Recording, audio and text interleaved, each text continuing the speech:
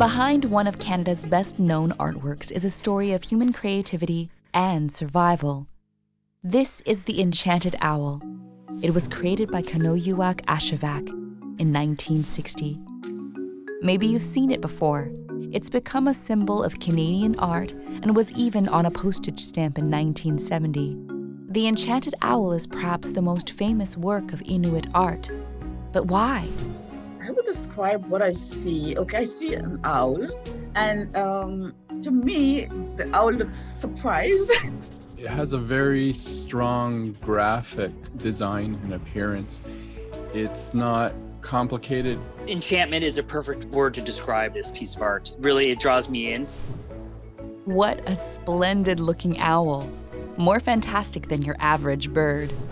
The figure is highly stylized, made of pleasing, simplified forms with long, whimsical feathers. And it's colored in a striking two-tone scheme. A lot of this art, for me, is the simplicity of the art, is a lot of its strength. It's that feathers that just kind of like elongates as you keep looking, and the owl itself standing really tall. This became a very iconic image when I was in high school. I think that's why I know it. Perhaps what makes the artwork so iconic is its strong graphic quality. The Enchanted Owl catches the eye with its crisp, confident lines and fluid shapes. With feathers like rays and the color powering outwards, the bird beams with radiance, like the sun. And with all the negative space, the creature in the center feels like an emblem. The owl meets your eye with a wise and curious expression. What is its story? And from whose imagination did this magical creature fly? Kenojuak Ashevak was born in a camp on the southern coast of Baffin Island in 1927. She grew up on the land, moving camp to camp, following the migration of food sources. As a young mother, Ashevak was forced to leave her family for 3 years while receiving treatment for tuberculosis in a Quebec hospital. She began practicing art and various crafts there as a pastime. Later, on a trip into Cape Dorset, today known by its Inuktitut name, Keenate, Ashevak met artist and civil servant James Houston. Houston noticed the design she'd made on her sealskin bag, a rabbit eating seaweed. He gave her drawing supplies and asked if she could sketch it for him. In Keenate, Houston introduced printmaking techniques, and the artists quickly adapted and experimented with the art form, making it their own. He encouraged Ashevak to pursue graphic arts at the new printmaking studio there. She became the first woman to join. In 1959, her piece Rabbit Eating Seaweed was included in the very first series of prints from Cape Dorset.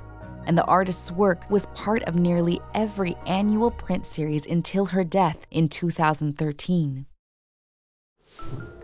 To produce her prints, Ashevak's original drawings were actually transferred to stone. Then a printmaker chiseled the surface away from the design, and ink was applied to the cut stone. Finally, the paper, brought from southern Canada, was pressed against the stone surface. The Enchanted Owl was printed in 2 variations, red and black, and also green and black. I'm wondering if the owl spoke to her as kind of who she was. You know, the owl sits and watches. Is she an observer?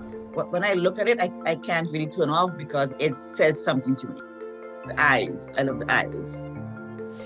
Because of the colors and the way that the feathers are radiating from the owl, it suggests to me power or some sort of vibrancy, almost akin to the sun. Owls were a favorite subject for the artist. She depicted the wise bird in more than 100 different prints. When she was asked why she drew the creature this way for the Enchanted Owl, Ashevak said that the owl drives away the darkness. The artist was greatly inspired by the natural world, the animals and flowers of her Arctic landscape. She was not interested in depicting these realistically, however. They were filtered through her imagination to make something that was, most importantly, pleasing to her own eye.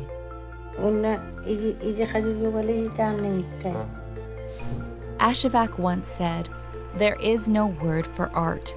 We say it is to transfer something from the real to the unreal. I am an owl, and I am a happy owl. I like to make people happy and everything happy. I am the light of happiness, and I am a dancing owl. 60 years ago, printmaking was not an Inuit tradition, but today it is.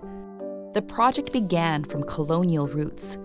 Houston was employed by the federal government to encourage the production of carving and crafts in the north, and to promote the sale of Inuit art in the south. Keenate's print shop was launched as an economic development initiative, but the artists there took ownership of the practice. They have developed their own distinct styles and narratives, and they use a co-op model where members share profits. Ashevak valued how art making helped support her family and her community. Over time, art has become a major industry in Keenate. In fact, it's said to have more artists per capita than any other community in Canada. I feel introducing printmaking to these Indigenous communities was a great idea to get artwork from Indigenous communities out there. I don't know many stories like that in Canada where the government funded art equipment to help with economic development. That seems very forward-thinking to me.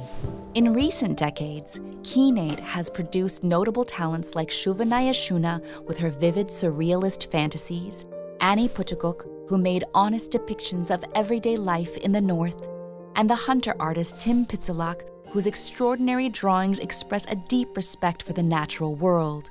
These artists continue to expand the vision of Inuit art, and new artists are always joining the studio to learn the crafts of drawing and printmaking. In 2018, Keenate Studios found a new home with the opening of the Kenojuak Cultural Center and Print Shop. Hanging prominently there is the Enchanted Owl, the most famous print by the artist, who helped Inuit art take flight. Join us as we decode Canadian art and understand why looking at art matters.